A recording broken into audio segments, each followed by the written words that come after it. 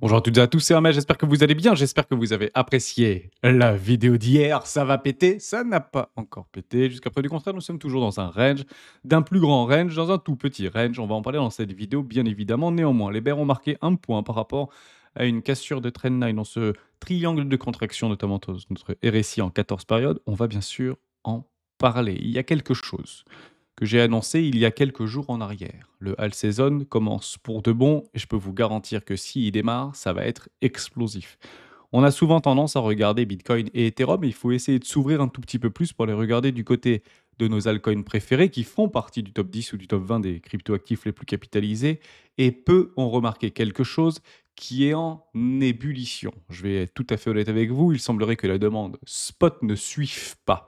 Ça ne brille pas. Et tant que ça ne brille pas, tant qu'il n'y a pas de catalyseur, tant qu'il n'y a pas un effet de FOMO, on ne pourra malheureusement pas déclencher cet effet de spirale infernale d'un short squeeze euh, titanesque. Et accrochez vos ceintures si on décide de partir au nord, puisque le All Season, vous allez l'avoir et les décalages de prix vont être extraordinaires. Je vous montrerai un indicateur que je suis qui est extrêmement simple à comprendre. On en parle maintenant.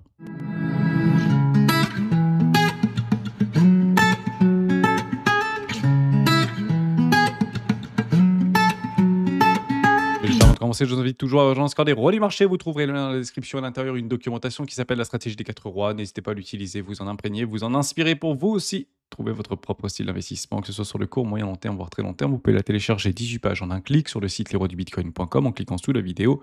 Cliquez ici pour télécharger la stratégie des 4 rois. Marstouf, merci pour ton partage de ce matin, tôt 8 heures. Ici, ce sont les baleineaux qui nous font peur et les tout petits portefeuilles qui souhaitent essayer de counter les baleineaux en prenant un petit peu de risque sur ce marché en milieu discount de range, sur un petit range, on le voit très bien ici. Bon, il n'y a pas de direction qui ont été prises. La seule chose qu'il faut remarquer, c'est ça. On avait un triangle de contraction. On vient bien rebondir sur ce triangle de contraction. Mais les bears ont marqué un point. Pourquoi? Parce qu'ils ont cassé par rapport à notre RSI en 14 périodes. Il n'y a pas que 36 solutions. Il va falloir l'exploser littéralement au nord si on veut invalider et créer un fake out sur le RSI 14 périodes. Pour l'instant, c'est plutôt les bears qui ont un point. D'ailleurs, il y a une structure qui est en train de se mettre en place. Vous la voyez peut-être de plus en plus. C'est un diamant de sommet. Vous le voyez tout simplement ici. C'est assez représentatif. Et vous allez chercher les objectifs en cas de cassure de ce triangle de contraction. Donc, vous comprenez bien que le diamant de sommet, c'est une superposition et une symétrie entre deux triangles de contraction avec un objectif de cours aux alentours des 93 000 $. Je ne l'ai pas très bien travaillé ici, mais environ les 93 000 $. Et si vous regardez tous vos indicateurs techniques, il semblerait que les 93 000 $ ne soient qu'un dip. Et il faudra probablement l'acheter, mais ça veut dire que si on achète les 93, on n'achète pas avant. Parce que si on décide de partir au nord, je pense qu'on va faire une correction assez profonde. Les open interest continuent à augmenter, ici notamment sur Bybit, funding négatif, plutôt positif. Et lorsque le prix baisse, les open interest baissent, c'est plutôt positif, il faut observer. Voilà, c'est ce qu'on regarde. Si on voit que le prix baisse et que les open interest explosent, c'est généralement là où on va aller chercher des blow-off bottom pour aller chercher une très grosse liquidation massive, plusieurs milliards de dollars, et ça nous enverrait encore une fois aux alentours des 93 000 $. Donc je ne dis pas qu'on va y aller, je dis juste qu'actuellement, les bears ont marqué un point. Néanmoins, sur des plus grandes time frames, on voit tout autre chose. Actuellement, le prix est en train de travailler au-dessus des différentes clôtures de bougies hebdomadaires de fin d'année 2024. Et ça, c'est très positif. Donc, si vous jouez sur des current time frames, vous avez donc une grande volatilité et on commence clairement à avoir peur aux 90 000 $. Mais avant, on reste dans un range, on peut très bien faire un pullback, faire une épaule tête-épaule si vous le souhaitez pour aller chercher des objectifs beaucoup plus grands. Actuellement, nous n'y sommes pas et c'est plutôt positif ce qu'on est en train d'observer. Un autre indicateur que j'utilise, on en parle moins depuis quelques semaines maintenant, c'est le MACD qui nous a donné le signal juste ici. On est repassé en contango, derrière ça continue à pousser.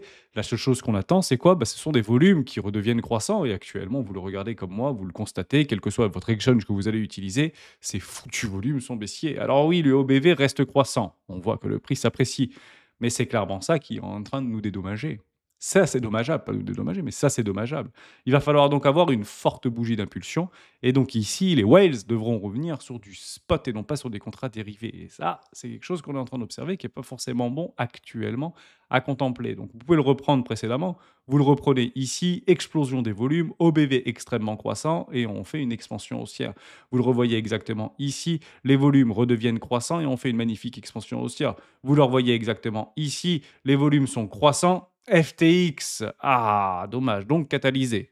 C'est toujours la même chose, les cracks, on les subit derrière latéralisation et expansion. Le signal avait déjà été donné avec des structures notamment confirmées sur des divergences haussières en RSI 21 périodes en weekly. Ici, actuellement, on est en train de vivre une divergence baissière. Vous le voyez sur le 14 période, vous le voyez sur les 21 périodes.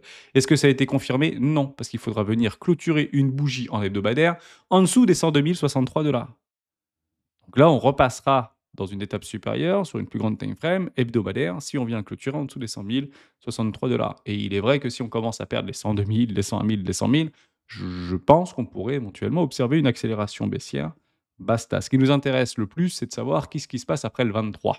Si après le 23, sur une bougie notamment en journalière, on fait un nouveau plus haut par rapport à ce précédent plus haut qui se trouve aux alentours des 111 800, 112 000 $, quel que soit l'exchange que vous utilisez, ce sera très probablement pour invalider une pression baissière sur les ondulations d'Ishimoku. Celle-ci serait invalidée après le 23 juin. C'est clairement ce qu'on essaye de regarder. Donc d'ici là, le marché peut faire très bien ce qu'il veut. On attendra tout simplement une résolution et une accélération. Actuellement, je ne peux pas le dire. La seule chose que je peux vous dire, que vous avez 1% de plus de chances de voir une accélération haussière, pas forcément sur le point qu'on est actuellement en train de vivre. On peut très bien aller chercher un tout petit peu de liquidité, aller grignoter des stops complètement logiques qui se trouvent sous les précédents lots. Pourquoi pas aller nous chercher des objectifs tout simplement un tout petit peu plus bas s'il y a des fortes liquidations. Mais vous avez dans cette résolution de cette construction de range, et ce range, il est ici. Vous avez un range haut, un range bas. Ici, le range bas, on le constate. Vous avez beaucoup plus de chances de voir une extraction haussière qu'une extraction baissière. Mais ce qui se passe entre là et là, eh ben, choisissez les extrêmes et essayez de vous positionner là où vos indicateurs techniques vous invitent à vous positionner. Ça, c'est le plus important. On continue avec 2 petites news. La première news, c'était celle-ci. Vous vous rappelez, on en avait parlé il y a quelques mois en arrière. Panne géante d'électricité en Espagne. On connaît enfin la cause de la réaction en chaîne qui a provoqué le blackout en Espagne, au Portugal et dans le sud de la France. Qu'est-ce qu'on avait dit chez les rois? On avait dit c'est pas compliqué. À chaque fois, on a la réponse, c'est une surtension. Bon, bah, ça n'a pas loupé. La panne électrique touchée la péninsule ibérique du 28 avril a été provoquée par un phénomène de surtension. Vous pouvez chercher tout ce que vous voulez, ce sera toujours de la surtension, mais on ne sait pas réellement si c'est de la surtension, mais c'est potentiellement de la surtension. Ah, on retombe dessus, Bybit Europe, n'hésitez pas, coming soon, à vous inscrire si vous aviez déjà du Bybit, puisque nos comptes ont été clôturés il y a maintenant quelques mois, voire années en arrière. Si vous voulez retourner et retrouver vos loisirs sur Bybit. Je pense qu'il y aura des choses qui sont très percutantes pour les Européens et pour les Français, notamment énormément de giveaways, etc. Je pense qu'il va falloir en profiter. Mettez votre adresse mail, ça coûte rien, et récupérez votre giveaway. Je vous remets le lien dans la description. Ce que je voulais vous dire aujourd'hui, peut-être le plus important à observer, c'est est-ce que oui ou non les ingrédients sont réunis pour avoir un all season extraordinaire, dantesque, explosif, littéralement directionnel, pour partir vers de nouveaux sommets et aller atteindre nos expansions, si vous voulez, de Fibonacci, 1,618, 2,618, 3,618. Je pense que la réponse est oui. Je vous ai expliqué pourquoi. On fait une grande distinction entre les open interest qui correspondent directement aux contrats futurs, perpétuels futurs, qui ont un impact, même si un impact relativement mitigé par rapport à l'action de prix, bah ça permet quand même de donner une réponse par rapport à l'attractivité et l'intérêt. Open interest, l'intérêt ouvert. Donc il y a de l'intérêt sur ce marché si les open interest sont croissants. Mais nous, ce qu'on veut observer, ce n'est pas les open interest croissants. Nous, ce qu'on veut observer, c'est un décalage de prix croissant. Et je pense que les ingrédients sont réunis ici et je vais vous le prouver. Vous avez Bitcoin avec cette ligne jaune qui représente l'action de prix et ici en vert par rapport à des barres, des colonnes qui représentent les open interest ouverts. Vous avez également Ethereum et on s'était posé la question, waouh, il y a quand même des open interest qui sont assez fous sur Ethereum. On a un vrai décalage de prix entre ici, enfin un décalage d'open par rapport au prix réalisé vis-à-vis de l'historique des open interest par rapport au prix réalisé. Donc une demande spot extrêmement forte ici, des open interest un peu moins orienté, moins d'intérêt sur les open interest, sur les contrats dérivés. Et on comprend bien que ici, ce qui fait l'action de prix, le décalage de prix, c'est une pression acheteuse ou vendeuse sur le spot, très clairement. Et on le sait également, c'est qu'il y a de moins en moins de supply sur les différents échangeurs par rapport à nos cryptos, et notamment les plus capitalisés. On parle notamment de Bitcoin et d'Ethereum. Donc si la direction est prise et que s'il y a une demande forte, féroce sur le spot sur Ethereum, accrochez vos ceintures parce qu'on va short squeeze. Des open interest ouverts, c'est toujours la même chose. C'est une contrepartie entre des vendeurs à découvert et des longues. Il y a autant de longs que de vendeurs à découvert. Donc, qui prend quoi, en quelle quantité, peu importe. Mais on sait qu'un contrat ouvert, il y a toujours un demandeur et un acheteur. Un vendeur et un acheteur, c'est toujours la même chose. Donc, en fonction de la direction qui sera prise, le short squeeze sera très probablement dithyrambique. Je vous ai donc sélectionné 4 crypto-monnaies, et vous pouvez en sélectionner beaucoup plus. Je ne vais pas toutes les regarder, mais regardez-les quand même, qui ont une divergence entre le prix réalisé et les open interest ouverts. Je vous les donne en 1000 parce on va regarder premièrement AAV. On voit qu'AAV commence à augmenter par rapport à l'action de prix. Regardez les open interest ouverts. Waouh, c'est incroyable. En plus, AAV commence à rebriller. C'est une blockchain rentable, yield, d'emprunt sur les cryptoactifs, en collatéral. Formidable. Je pense que la direction est très probablement prise. On est bien dans une dynamique haussière avec des creux toujours plus hauts que les précédents et des hauts toujours plus hauts que les précédents.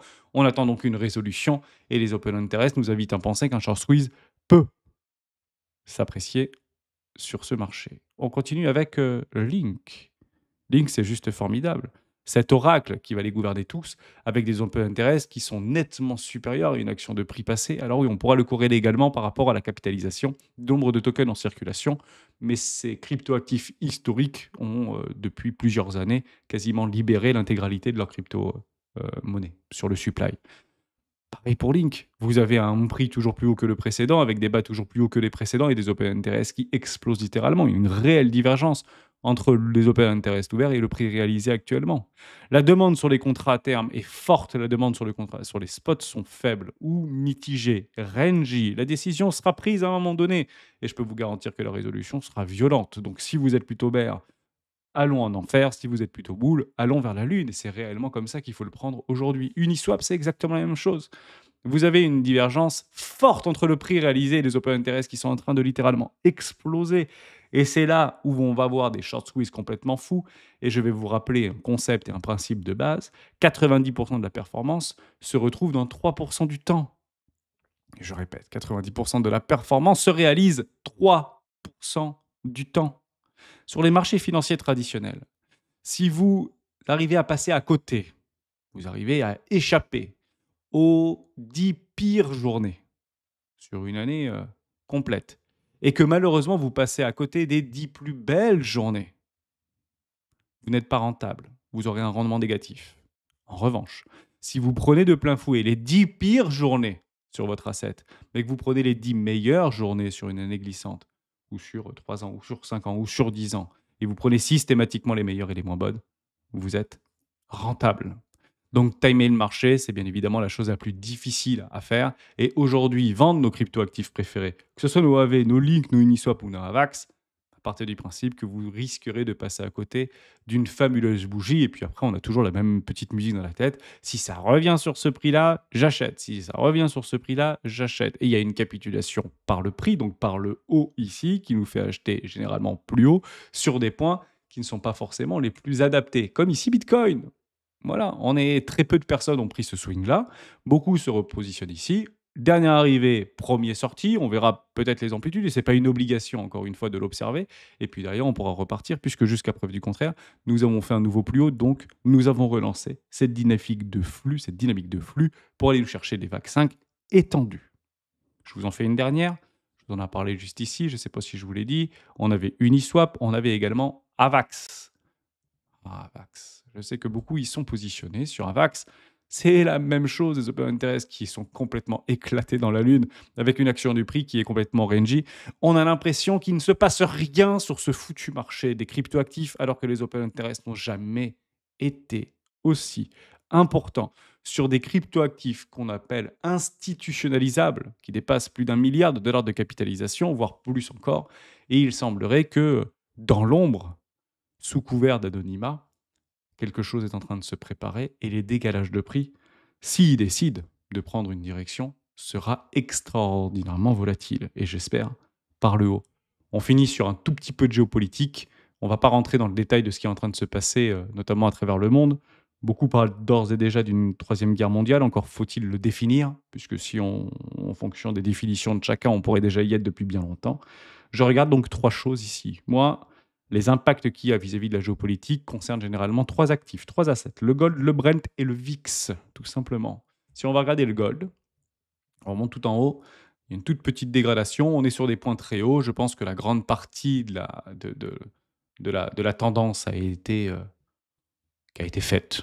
Est-ce qu'on est sur un top? Peut-être pas. Est-ce qu'on peut on les constate, c'est toujours la même chose, hein. Si vous prenez Bitcoin, est-ce qu'on est sur un top? Oui, bon, vous pouvez le constater. Si on vient casser les 74 000, là, on pourra dire: «Ah, bah, il y avait un top de marché ici». Donc si tant qu'on vient pas à casser les 74 000 et qu'on vient accepter un hebdomadaire en dessous des 74 000 sur des time frames qui, nous feront franchement grincer les dents, bah, on reste complètement haussier jusqu'à preuve du contraire. Gold, ce sera exactement la même chose. Il faudra donc casser des supports et maintenir des résistances. Jusqu'à preuve du contraire, Bitcoin, à son opposé, bah, casse ici des résistances et tente de maintenir ou de créer des supports. Donc ici, vous avez des supports, ça se maintient. Ici, vous avez des résistances, ça casse. Ici, vous avez des résistances, ça casse. Ici, vous avez une résistance, ATH, je ne sais pas considéré réellement comme une résistance, ça casse jusqu'à preuve du contraire. Donc dans un marché aussi, on casse des résistances, on maintient des supports.